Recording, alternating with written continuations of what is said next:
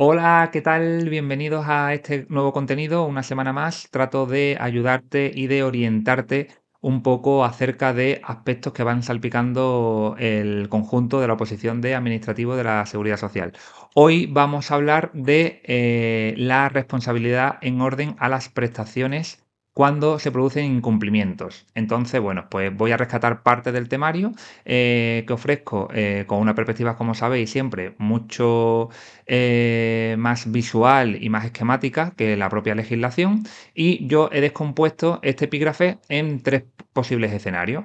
El primero es que, bueno, pues una situación muy favorable en la que todo se haga bien. Vamos a ver quiénes son entonces los responsables, ¿de acuerdo? Que lo veremos a continuación. La segunda es un posible incumplimiento por parte del empresario, ¿vale? Por tanto, el responsable va a ser el propio empresario, pero hay veces que ese empresario, pues, no se localiza, bien ha desaparecido, bien ha fallecido, bien se declara insolvente. Entonces, la Seguridad Social, ¿qué va a hacer? Pues no se va a quedar de brazos cruzados, sino que directamente va a impulsar una responsabilidad de incumplimientos de terceras personas. Y en esas terceras personas es donde aparecen las famosas responsabilidades solidarias, subsidiarias o mortis causa, ¿vale? Bien, pues vamos a ver cuáles son las diferencias entre ellas y sobre todo lo que quiero es que contrastes y tengas bien clara la diferencia en el régimen de responsabilidad cuando aplica ahora mismo en este punto que es prestaciones o cuando en este mismo tema de acción protectora en el último epígrafe hablamos del anticipo de las prestaciones, ¿vale? No es lo mismo el régimen de responsabilidad de que alguien tenga que intervenir para pagar la prestación o de que se produzca ese anticipo. Entonces, bueno, quiero que quede claro esa diferencia y voy a tratar de explicarte cómo puedes identificar los sujetos que participan en cada caso. El primer caso en el que todo se hace bien, ¿vale? Con el que vamos a empezar, es simplemente aplicar la literalidad de lo que nos dice el artículo 167 de la Ley General de la Seguridad Social. Y es que cuando todo se haga bien, un empresario dé de alta a un trabajador, por supuesto afiliado, y esté dado de alta, y tenga que cursar alguna prestación, los sujetos que van a formar parte de la responsabilidad en cuanto a imputación va a ser la entidad gestora, ¿vale? Por lo general es el INS o el ISM, ¿vale? Aquí al margen os establezco un resumen de cuáles son las entidades gestoras que existen. Eso es un tema que aplica más en la parte común, en el apartado específico del ministerio, ¿vale? Pero no está de más saberlo. Y las que son servicios comunes, porque vais a ver que también se aluden a él. Segunda posibilidad, las mutuas colaboradoras de la Seguridad Social, ¿vale? Fijaros que también incluye los empresarios que colaboran en la gestión. Y esto me permite enlazar con lo que veíamos en el vídeo anterior. Estos empresarios participaban como una mejora voluntaria, ¿vale? Venían recogidos en el artículo 102.1, apartado A, y solamente intervenían en la incapacidad temporal por contingencias profesionales. Nada que ver con la obligación, con la colaboración obligatoria que se exige para la IT de cualquier tipo de contingencia, ¿vale? Que era lo que denominábamos pago delegado, ¿vale? Como eso no es objeto de este vídeo, simplemente quería hacer una pequeña mención. Entonces hemos dicho que los posibles responsables cuando todo se hace bien van a ser las entidades gestoras, las mutuas, que generalmente suelen participar cuando hay contingencias profesionales, aunque también sabéis que se puede contratar por parte de las empresas la incapacidad temporal por contingencias comunes, ¿vale? Pero bueno, le ponemos siempre el San Benito a las mutuas de la participación más activa en contingencias profesionales. Los empresarios que colaboran y también nos dice, nos deja la puerta abierta a la legislación o en su caso los servicios comunes, ¿vale? Que servicios comunes, lo que decía antes, los tenemos regulados en el artículo 73 de la Ley General de la Seguridad Social y son la tesorería, la gerencia informática de la Seguridad Social y los servicios jurídicos. Con respecto a la entidad gestora, una posible trampa que nos podría entender es cuál es entidad gestora, pero que no está regulada en la propia Ley General de la Seguridad Social. La respuesta sería el ISM, ¿vale? Porque está recogido en el Real Decreto de creación de esta entidad gestora, que es el 504-2011. El ISM es el Instituto Social de la Marina, que es el que corre y hace las veces bien de INS, bien de tesorería, pero para los trabajadores del régimen especial del mar, ¿vale? Respecto a las otras entidades gestoras que sí que se recogen en la Ley General de la Seguridad Social, pues son el INS, el Instituto Nacional de Seguridad Social, generalmente vinculado a las prestaciones, el INGESA, ¿vale? Que es materia de gestión sanitaria, y el INSERSO, tema de servicios sociales. Bien, pues fíjate que esto es el régimen de responsabilidades cuando todo se hace bien. Esto contrasta, antes de pasarnos a los otros incumplimientos, con lo que te decía, que en el caso de automaticidad y anticipo de prestaciones, como se está produciendo un incumplimiento, aquí ya no tiene sentido que vayan a formar parte los empresarios que colaboran, porque ellos precisamente podrían ser los infractores. Entonces, estudiate los dos regímenes de responsabilidad a la vez, diferenciando que en el primero de los casos son 4 los sujetos que participan, las entidades gestoras, las mutuas, los empresarios colaboradores y los servicios comunes en su caso, y en el caso de la automaticidad y anticipo de prestaciones, estos empresarios que colaboran de forma voluntaria desaparecen de la ecuación y solamente son entidades gestoras, mutuas y, en su caso, los servicios comunes, ¿vale? Entonces, bueno, pues creo que estudiando por analogías se comprenden mucho mejor las cosas y por eso quiero hacerte pues este aviso, ¿no? Esta alerta para que lo tengas en cuenta, ¿vale? Volviendo aquí al régimen de responsabilidad, hemos visto el primer caso, ¿vale? Que todo se hace bien, pero ¿qué pasa si hay un incumplimiento empresarial? Pues el incumplimiento empresarial, lógicamente, va a recaer la responsabilidad en el empresario. Y el empresario va a ser responsable de las prestaciones que a su trabajador, que cause su trabajador. Eso pasa cuando, lógicamente, no se ha producido una afiliación y un alta. Entonces, lo que se toma de referencia siempre es el hecho causante. Oye, yo tengo un hecho causante de la prestación que sea, de una incapacidad temporal, de un nacimiento y cuidado del menor, el que sea, un 20 de abril. Pues si ese 20 de abril esa persona no estaba en alta en la seguridad social, ese empresario del que dependa va a ser responsable, ¿vale? Se suceden, y voy a mencionarlo levemente, una excepción que es que si se demuestra una ausencia de mala fe o ánimo defraudatorio, lo tenéis aquí, se podrá exonerar al empresario, ¿vale? Pero eso va a ser bastante improbable que suceda. Pero bueno, vamos a suponer que se pueda llegar a ese caso, ¿vale?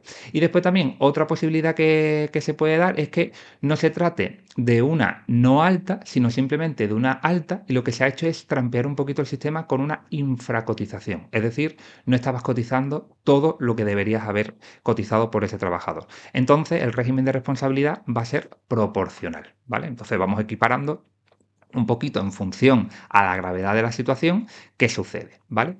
Hay otros posibles incumplimientos que pueden estar relacionados con accidentes de trabajo o con los reconocimientos médicos, que los reconocimientos médicos están directamente relacionados con las enfermedades profesionales, ¿vale?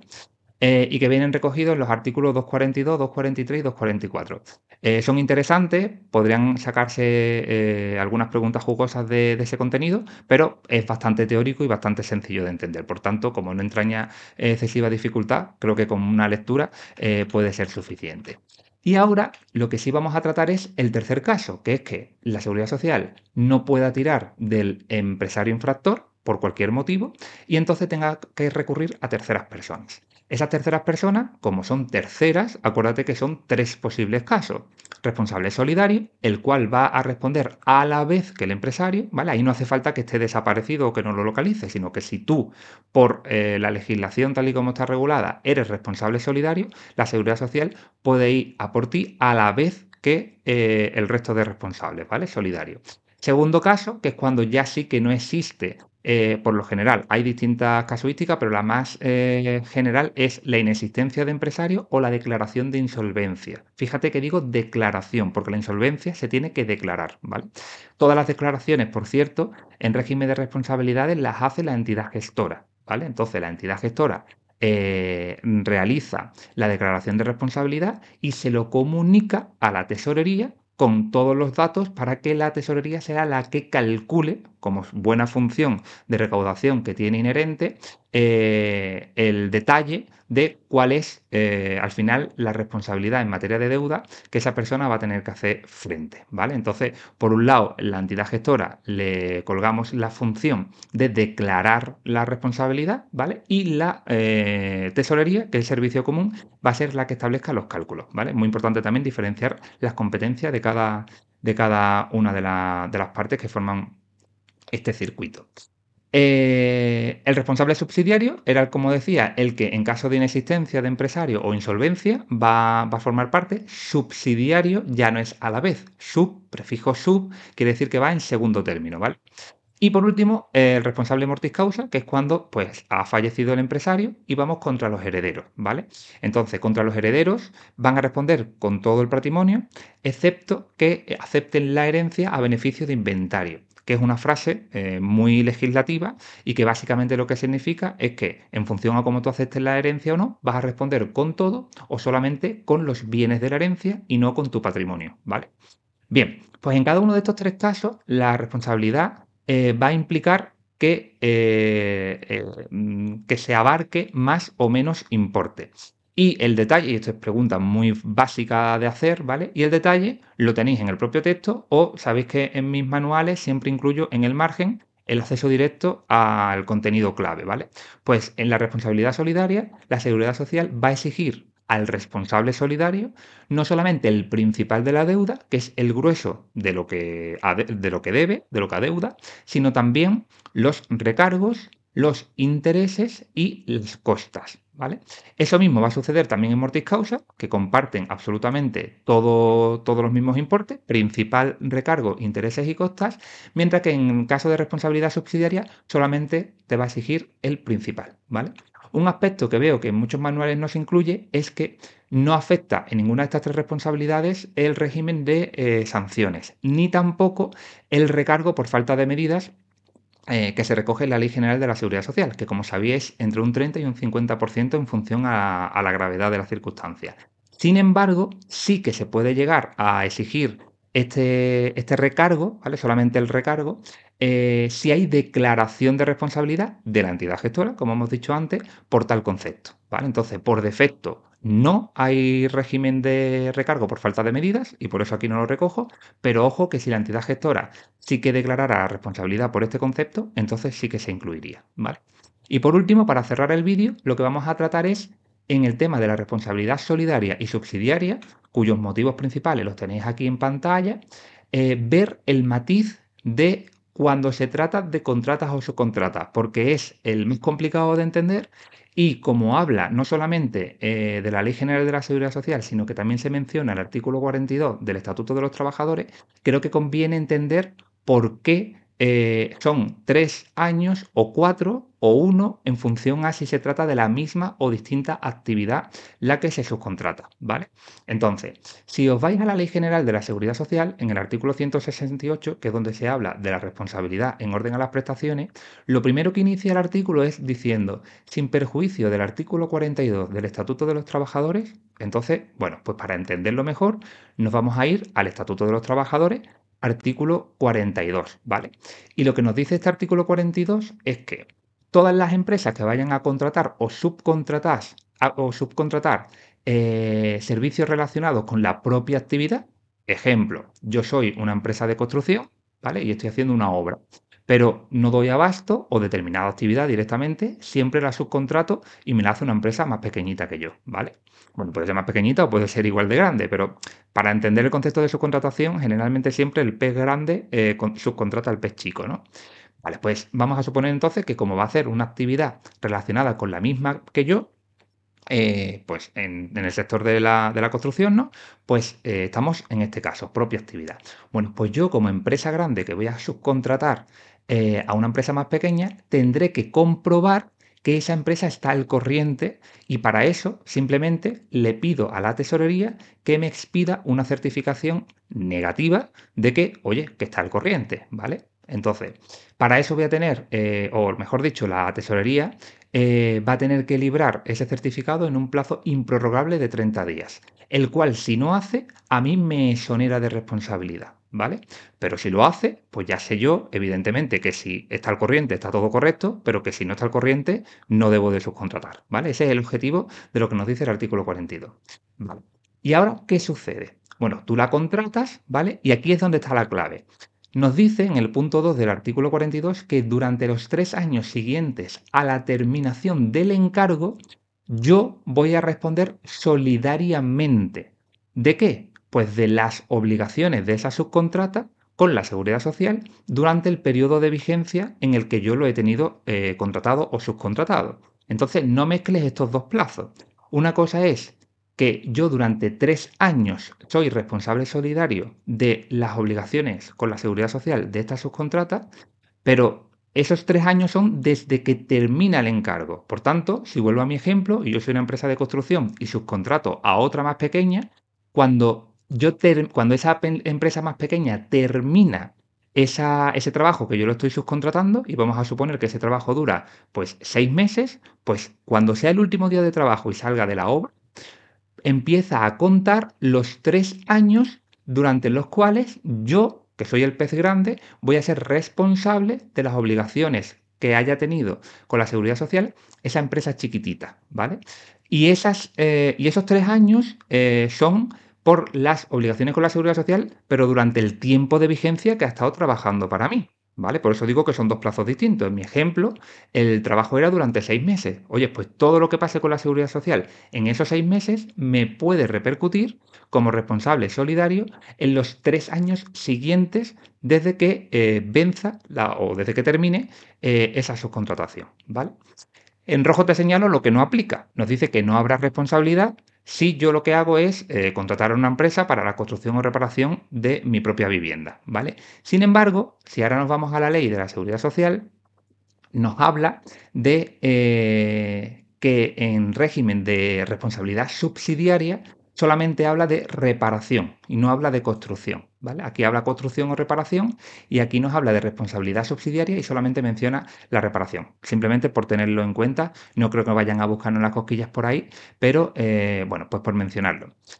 Antes de esto, lo que quería, y por eso está en verde, aquí habla de 3 años. Sin embargo, sabrás que las prescripciones en materia de obligación con la seguridad social, sobre todo lo que tenga que ver con altas, afiliaciones, baja cotización, que es aquí sobre todo lo que nos importa, son 4 años. Entonces, si el estatuto establece 3 años como responsabilidad solidaria, ese cuarto año, entre el tercero y el cuarto, porque prescriben todas esas obligaciones a los 4 años, ¿qué hacemos? ¿Lo dejamos en el aire? ¿Lo dejamos en el limbo? Pues no. Si no se trata de una responsabilidad solidaria, se va a tratar de una responsabilidad subsidiaria, ¿vale?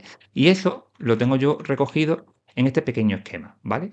Diferencio la responsabilidad solidaria, representada por un sol, ¿de acuerdo? De la subsidiaria, el suburbano, por debajo de, representada por, vamos a suponer, una cueva, lo que queramos, ¿vale? Entonces, en materia de subcontratación, puede ser contratación o subcontratación, ¿vale? Si es la misma actividad, pues lo que hemos dicho, son 3 años de responsabilidad solidaria. Pero el cuarto, del tercero al cuarto, como el Estatuto de los Trabajadores no lo recoge, se considera, porque forma parte de ese periodo de prescripción, responsabilidad subsidiaria. Por eso, aquí en el artículo 168 empieza indicando que sin perjuicio del artículo 42, las contrataciones y subcontrataciones de la propia actividad van a tener responsabilidad empresarial, ¿vale? Entonces, de ahí es de donde se extrae esa conclusión de que al final el año que nos queda un poco huérfano forma parte de una responsabilidad subsidiaria, ¿vale?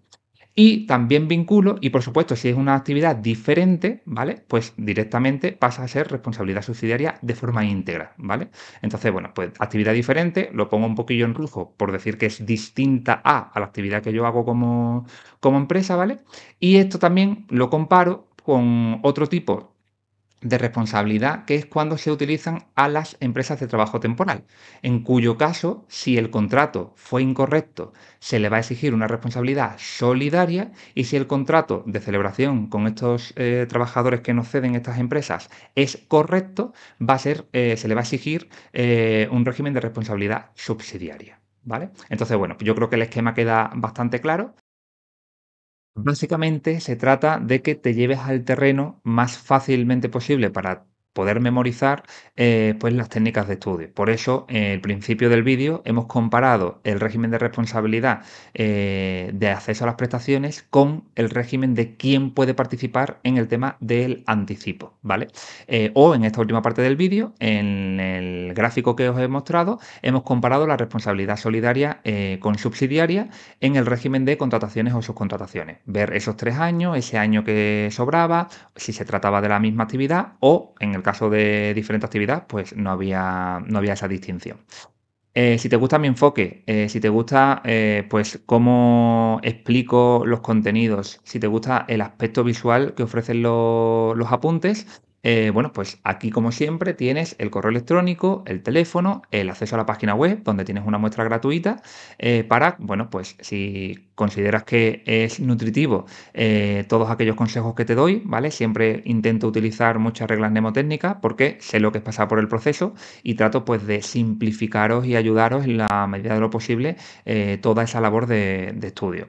Estoy muy contento porque parece que está gustando mucho el contenido. Somos ya bastantes los opositores que están usando estos materiales y la verdad que, bueno, pues tanto no solamente en las explicaciones de las clases como sino en los supuestos prácticos que cada clase lleva aparejado uno, en total van a ser 16 supuestos prácticos completos, pues se ve que el contenido está calando y que se emplean a fondo tácticas para justificar todo el contenido y hacerse con pues, una materia que de por sí es bastante extensa y de lo que se trata es que a base de vueltas y vueltas se controle y se domine.